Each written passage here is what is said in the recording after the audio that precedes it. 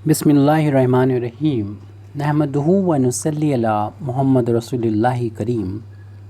ये article differential equation के linear differential equation of the second order with variable coefficient से है। यहाँ पर हम अपनी जो linear differential equation of second order with variable coefficient जो कि इस फॉर्म में अपनी प्रॉब्लम होती है d/y/dx² p dy/dx + qy = r। इस फॉर्म में नहीं तो आप बना लेंगे। कभी कभी इस सेकंड डेरिवेटिव के कोफिशिएंट कुछ होता है, आप उससे डिवाइड करके इस फॉर्म में बना के p q r जो है वो सेलेक्ट कर लेंगे। अब ये प्रॉब्लम होती है कि हम लोग सॉल्व तो कई मेथड से जानते हैं करना, लेकिन कौन सी मेथड को हमें पहले यूज़ करना चाहिए या किस ऑर्डर से, इसीलिए हमारा ये हमने वीडियो बनाया है।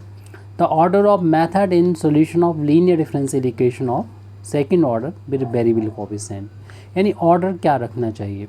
तो सबसे पहले तो हमें इसमें पहला मेथड है method of solution using A known integral, यानी नोन एक ऐसा इंटीग्रल हमें पता कर लेना चाहिए। या तो गिवन होता है, क्वेश्चन में दिया जाता है प्रॉब्लम में, या आपको पता करना होता है किस मेथड से आप मालूम करेंगे उसको। इसके लिए हमने जस्ट इससे पहले एक वीडियो बनाया है जिसका हम लिंक डिस्क्रिप्शन में प्रोवाइड कर देंगे। अगर इस मेथड से आपको प्रॉब्लम आती है तो फिर हमें जाना चाहिए नेक्स्ट।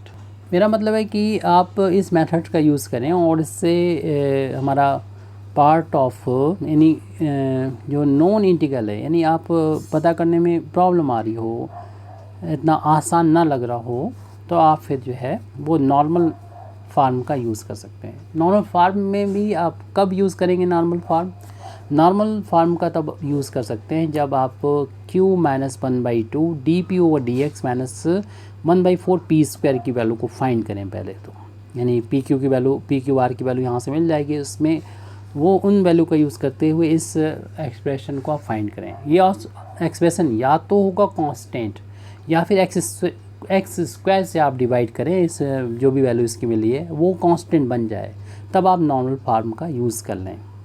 अब ये नॉर्मल फार्म या पहला मेथड जो है वो क्या होता है वो आपको मालूम होगा, अगर नहीं मालूम तो आप पूछ सकते हैं। तो अब हम तीसरे मेथड की तरफ जाते हैं। अगर नॉर्मल फार्म भी हमारा यानी दोनों मेथड ऊपर के फेल हो जाते हैं, तब आप जो है यूज़ करेंगे method of change of independent variable. इसको भी आप डिटेल में बाद में मतलब समझते होंगे, अगर नहीं समझते तो आप की अलग प्रॉब्लम होगी। ये हम तब के लिए हैं जब हमारे सारे मेथड जो है हमने कर रखे हैं और हमारे साथ सामने प्रॉब्लम आ जाती है तो हम किस मेथड को पहले यूज़ करेंगे, इसके लिए हमने बनाया वीडियो ये। तो जैसे कि हमने बता दिया कि नॉन इंटीग्रल का यूज़ करते हुए, नॉर्मल फार्म का यूज़ करते हुए, और ये फेल हो जाता है अगर दोनों मेथड हम नहीं कर पाते हैं, इनको मुश्किल होता है और ये इस कांस्टेंट या इसका जो वैल्यू है वो x² से डिवाइड करने के बाद कांस्टेंट नहीं होती, तो आप इस मेथड का यूज़ करते हैं, यानी इंडिपेंडेंट वेरिएबल वाले मेथड का। और कभी कभी तो कुछ प्रॉब्लम्स ऐसे होती है, हमारी प्रैक्टिस हो जाती है कि हम फैक्टर कर लेते हैं जो हमारा d का फंक्शन होता है, y जो भी हमारा y का कोफिशिएंट होगा d का फंक्शन होगा, मेथड ऑफ ऑपरेशनल फैक्टर कहलाता है ये। इससे हम जो है सॉल्व कर लेते हैं। कभी कभी यहाँ पर हमने y को अगर जिस बाहर ले लिया यहाँ से, तो वो y का तो हमने बोला कोफिशिएंट कैसे, हालांकि ऑपरेटर होता है वो, तो ऑपरेशनल फैक्टर कर लें, ऑपरेटर जो हैं वो उनके फैक्टर कर लें तो इस मेथड। लेकिन ये मेथड जो है वो थोड़ा कॉम्प्लिकेटेड पड़ता है और हर एक में यूज़ नहीं हो सकता।